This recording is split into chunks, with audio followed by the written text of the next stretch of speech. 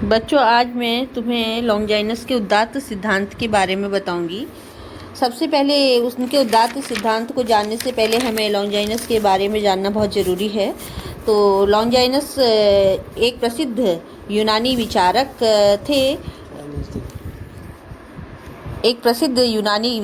थे। और ये जो है तीसरी शताब्दी के विद्वान माने जाते हैं। अब जो लॉन्जाइनस की रचना है, उनका प्रमुख ग्रंथ है पेरिप्सुस। पेरिप्सुस जो है ये यूनानी नाम है इसका, और इसका अर्थ होता है औदात्य या ऊंचाई। अर्थात लॉन्जाइनस का कहना था कि हम काव्य को जितनी भी ऊंचाई अर्थात उसमें किसी तरह के भी आडंबरों का होना वो महत्वपूर्ण नहीं मानते थे। उनका अर्थ उस ऊंचाई से था।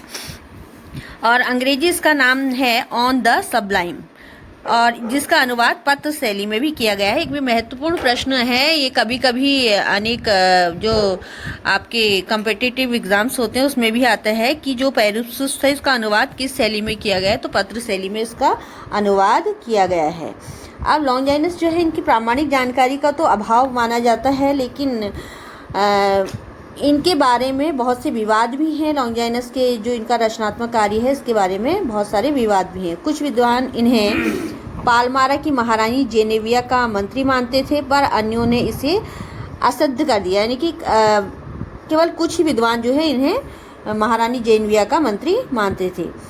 इसके आधार पर कहा जाता है कि लॉन्जाइनस के जीवन के बारे में हमें जो जानकारी है बहुत थोड़ी ही प्राप्त होती है। लॉन्जाइनस के समय में लोग नवीनता और चमत्कार का प्रदर्शन काव्य में अधिक मात्रा में करते थे।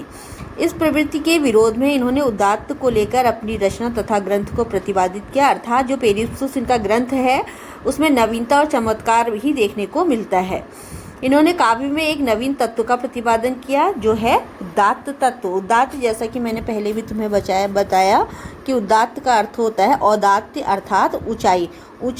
औदात्य यहाँ पर इसका जो काव्य में इसका साहित्य में इसका महत्व है, ये उदारता, सहनशीलता और परोपकार की भावना से लिया जाता है। यानी कि साहित्य के अंतर्गत भावनाओं के रूप में कहें तो समाज में कितना हम उसको नवीन रूप में प्रस्तुत कर सकते हैं, वही क्या है, उदात्त अर्थात औदात्य है।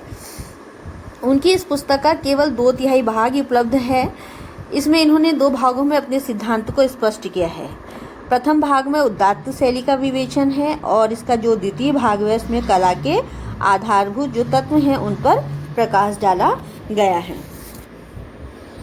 लॉन्जाइनस का मानना था, उनके अनुसार जो उनका कहना था वो था कि भावों और विचारों की उदात्तता ही साहित्य सर्जना को प्रेरित करती है। साहित्य का सृजन अर्थात जो उसका क्रिएशन है कब होता है, उनका मानना था कब होता है, जब हमारे विचारों में एक नयापन होता है, हम उसमें कुछ नवीन या उसमें कुछ सर्जना यानी कि क्रिएटिविटी उसमें भरते हैं, तभी वह उसका कुछ एक नयापन उसको मानते थे। और उनका मानना था कि भावों और विचारों का उदात्त होना ही एक अच्छे साहित्यकार की पहचान भी है। उन्होंने रचना के भी 2 पक्ष बताए हैं, एक अनुभूति पक्ष और दूसरा अभिव्यक्ति पक्ष। अनुभूति से उनका तात्पर्य था कि हम जब भी कोई भावों को ग्रहण करते हैं, हमारे मन में जैसे जैसे विचार होते हैं, हम उसी आधार पर हमारा जो भाव भी है वो भी हमारे भाव प्रकट होते हैं। अर्थात हमारी मुख मुद्रा भी उन भावों के हिसाब से ही हो जाती है। और जितने अच्छे हमारे मन में विचार होंगे उतने अच्छे हमारे भाव भी हमारी मुख मुद्रा पर छा जाते हैं।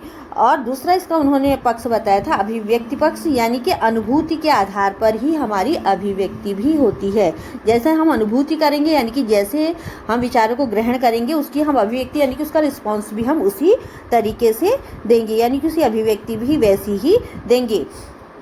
लेकिन बहुत लोग ऐसे भी होते हैं जो मन में विचार भी होते हैं लेकिन वो उन्हें अभिव्यक्त नहीं कर पाते, तो इसका मतलब ये नहीं है कि वे एक अच्छा साहित्यकार, ये एक अच्छा व्यक्ति नहीं है। उसकी भी अपनी क्या होती है, कवियों में यह खूबी भी होती है कि वह क्रिएशन यानी कि सर्जना तो करते हैं लेकिन कभी कभी उनकी अनुभूति को वो अभिव्यक्त नहीं कर पाते। तो यह भी उनका एक महत्वपूर्ण रचना का पक्ष था, अनुभूति पक्ष और अभिव्यक्ति पक्ष, जिसको हम काव्य में कला पक्ष और भाव पक्ष भी कहते हैं। इसके पश्चात आता है कि उन्होंने काव्य के क्या क्या गुण माने और क्या क्या दोष माने।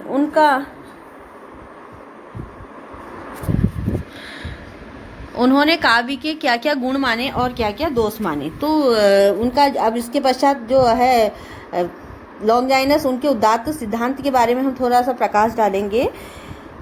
लॉन्जाइनस ने उदात्त की जो है सूत्रबद्ध व्याख्या नहीं की। उनका मानना है कि उदात्त ऐसा गुण है जिसके कारण साहित्य प्रभावपूर्ण बनता है।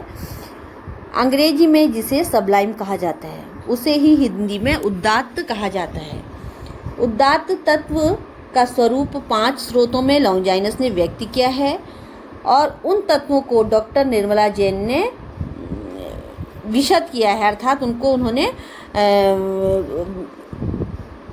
पूर्ण तरीके से उनके बारे में बताया है। और ये 5 तत्व हैं: महान और पुष्ट विचारों की धारणा की क्षमता, दूसरा है प्रबल भावावेग की प्रेरणा, तीसरा है अलंकारों की समुचित योजना, चौथा है अभिजात पदरचना और गरिमा और ऊंचाई का समग्र प्रभाव। उन्होंने लॉन्जाइनस ने उन तत्वों को क्या है, उदात्त के इन 5 स्रोतों को मुख्य माना है और इन 5 स्रोतों के माध्यम से ही लॉन्जाइनस ने अपने उदात्त विषयक तत्व हैं उनको प्रतिपादित किया है।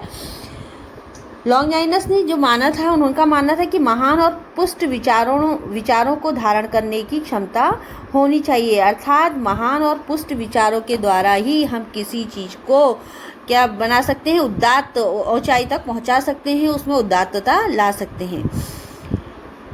उनका मानना था कि उन्होंने जो है अतिशयोक्ति, यानी कि किसी भी रचना में अतिशयोक्ति को क्या बताया, उसका दोष बताया है, काव्य का दोष बताया है। उन्होंने कहा है कि उसमें किसी प्रकार की भी अतिशयोक्ति नहीं होनी चाहिए, ना ही क्षुद्रता होनी चाहिए, छोटापन भी नहीं होना चाहिए, भावुकता भी नहीं होनी चाहिए, पुनरुक्ति यानी कि बार बार उस चीज़ की पुनरावृत्ति भी नहीं होनी चाहिए, और शब्द आडंबर यानी कि शब्दों का आडंबर भी किसी प्रकार से उन्होंने उचित नहीं माना है। उन्होंने माना है कि ऐसे विचार होने चाहिए जिनसे कि महानता परिलक्षित होती हो और जिससे कि कुछ हम नया सृजन कर रहे हो, उसमें नयापन लाने की हमारी क्षमता है, उस चीज़ को उसमें पूरी रूप से उस चीज़ को हम डालें तभी वह औदात्य कहलाएगा, तभी वह औदात्यता से भी भरा होगा। दूसरा उनका मानना था प्रबल भावावेग की प्रेरणा। जो दूसरा उनका स्रोत था, पहला था महान और पुष्ट विचारों के धारणा की क्षमता और दूसरा है प्रबल भावावेग की प्रेरणा। जो उदात्तता के 5 स्रोत उन्होंने बताए उसमें से ये दूसरा और सबसे महत्वपूर्ण स्रोत है। उनका मानना है कि प्रबल भावावेग की प्रेरणा का होना बहुत आवश्यक है। रचनाकार में महान विचारों को धारण करने की क्षमता के साथ साथ उनको व्यक्त करने की प्रबल शक्ति भी होनी चाहिए। लॉन्जाइनस इस शक्ति को प्रकृति प्रदत्त ही मानते हैं। उनके इस जो विचार थे, इनको निर्मला जैन ने स्पष्ट करते हुए कहा कि भव्यता के लिए उचित प्रसंग में सच्चे भाव से बढ़कर साधक और कुछ नहीं होता। वह शब्दों को एक मनोरम उन्माद से अनुप्राणित कर देता है और उन्हें दिव्य आवेश से भर देता है। यानी कि अगर मानव में यह क्षमता है कि प्रबल, उसने कहा क्योंकि कि जो ये भावावेग, ये शक्ति क्या होती है, प्रकृति प्रदत्त ही होती है। इसको हर व्यक्ति की क्षमता नहीं होती कि इस जो अपना इस गुण को निखारने की। वो कहता है कि जिसमें ये गुण है तो महान विचारों से वह महान विचारक हो सकता है। कि भावावेग को प्रबल भावावेग यानी कि उसको प्रबल रूप में हम किस तरीके से अपने लोगों के समक्ष प्रस्तुत कर पाते हैं, यही क्या है, प्रबल भावावेग है। तीसरा उनका स्रोत था अलंकारों की समुचित योजना। लॉन्जाइनस ने माना कि अलंकारों की जो समुचित योजना है, क्या है वो, उसका होना उदात्तता के लिए आवश्यक है। रचना की उदात्तता के लिए जब अलंकारों की अगर समुचित योजना नहीं होगी तो जो रचना हमारी क्या हो जाएगी, अलंकार विहीन हो जाएगी और वह फीकी सी लगने लगेगी। लेकिन वो अलंकार का रचना में उचित प्रयोग का होना महत्वपूर्ण मानते हैं, क्योंकि वह अलंकारों को चमत्कार प्रदर्शन नहीं बल्कि क्या करते हैं कि उसमें चमत्कारिता का होना ही आवश्यक नहीं मानते, बल्कि वह उसे एक उसके उपयोगी कृति के रूप में, उसका उपयोगी कृति का उसे परिचायक मानते हैं। चौथा है उनका इसका स्रोत अभिजात पद रचना। अब अभिजात शब्द क्या है? अभिजात शब्द का तात्पर्य उदात्तता से ही है।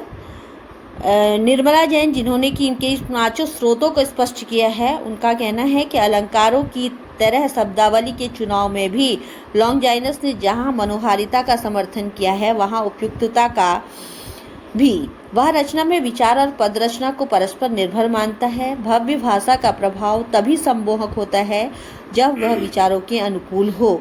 अभिजात पद रचना से तात्पर्य है रचना में उदात्त गुण को अभिव्यक्त करना, जिसमें शब्द चयन, मुहावरे, छंद, लय का उचित प्रयोग आदि होना। अर्थात उनका कहना है कि जब तक पद रचना में शब्द चयन, मुहावरे या छंद नहीं होंगे तो वह पद रचना क्या होगी, अनुकूल नहीं होगी और वह व्यवहारिक भी नहीं होगी। नहीं हम आनंदानुभूति, उससे हमको आनंद की अनुभूति होगी, क्योंकि कोई भी रचना क्या होती है, अलंकारों से अगर परिपूर्ण हो तो तभी वह क्या होती है, चमत्कारी भी होती है और आनंद का अनुभव कराने वाली भी होती है। अगर उसमें ये चीज़ें नहीं होंगी तो हमें आनंद का अनुभव, आनंद की अनुभूति नहीं होगी, जो कि लॉन्गिनस, क्योंकि प्लेटो और अरस्तु ने तो क्या माना, काव्य में उपदेशात्मकता का होना आवश्यक माना था, लेकिन लॉन्गिनस का मानना था कि आनंद की अनुभूति, काव्य हमेशा ऐसा होना चाहिए जिससे कि हमें आनंद की अनुभूति हो।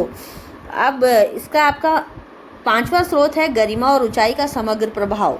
उदात्तता के जो पांचों स्रोत तभी मैंने आपको बताए, 4 स्रोत, उसमें फिर पांचवा स्रोत आपका है गरिमा और ऊंचाई का समग्र प्रभाव। गरिमा और ऊंचाई से तात्पर्य है उसकी उदात्तता से, उसकी उदात्तता से। मैंने जैसा आपको पहले भी बताया कि काव्य में या साहित्य में उदात्तता का, औदात्य, ऊंचाई का मतलब परोपकार, सहनशीलता, उदारता की भावना, इन सब चीज़ों से ही होता है।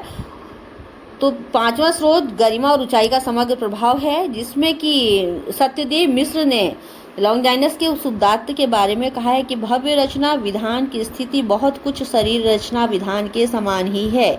इसमें भी मानव शरीर की भांति ही विभिन्न रचना तत्वों का निवेशन होता है।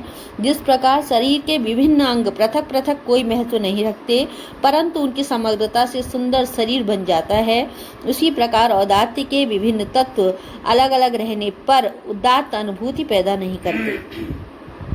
अर्थात अगर हमारे शरीर के अंगों को सबको अलग अलग किया जाए तो हमारा शरीर क्या हो जाएगा, अंगविहीन हो जाएगा और हमारे शरीर की सुंदरता नहीं रहेगी। उसी प्रकार अगर हमारे काव्य में रचनाओं का, अलंकारों का, शब्द चयन का, भावावेग का अगर ध्यान नहीं रखा जाएगा तो हमारी रचना भी बिना अंग वाले शरीर की भांति ही हो जाएगी। अर्थात कि किसी भी रचना के लिए इन सब चीज़ों का होना उन्होंने आवश्यक माना। उसमें उदात्त भावों की प्रधानता होनी चाहिए, उसमें उचित अलंकार विधान होना चाहिए, औचित्यपूर्ण रचना होनी चाहिए, प्रभावशाली अभिव्यक्ति होनी चाहिए।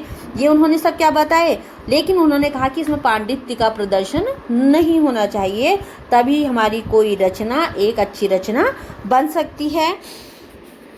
उदात्त को उन्होंने, जो मैंने अभी आपको उदात्तता के 5 स्रोत बताए, शब्दकोश के आधार पर उदात्तता का अर्थ क्या हो जाता है, हृदय को छूने वाला, अर्थात दान देने की भावना रखने वाला, कोई श्रेष्ठ व्यक्ति, करुणाशील। हम उसे कई नामों से साहित्य के अंतर्गत उसके कई अर्थ शब्दकोश के आधार पर माने गए हैं।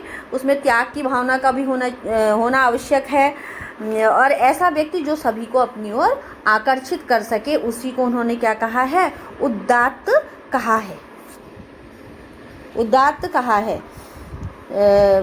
चिंतन तथा मानवीय कार्यों में सर्वश्रेष्ठ विचार, सत्य एवं विषय जो हमें आत्मिक और आध्यात्मिक रूप से ऐसी विशेषता के लिए बाध्य करें जो अन्य लोगों से श्रेष्ठ होते हैं, वही क्या है, उदात्तता है। तो मैंने आज आपको बताया कि लॉन्गिनस का उदात्त सिद्धांत क्या है, इसके 5 स्रोत। आशा है कि आपको मेरा ये ऑडियो पसंद आएगा। धन्यवाद।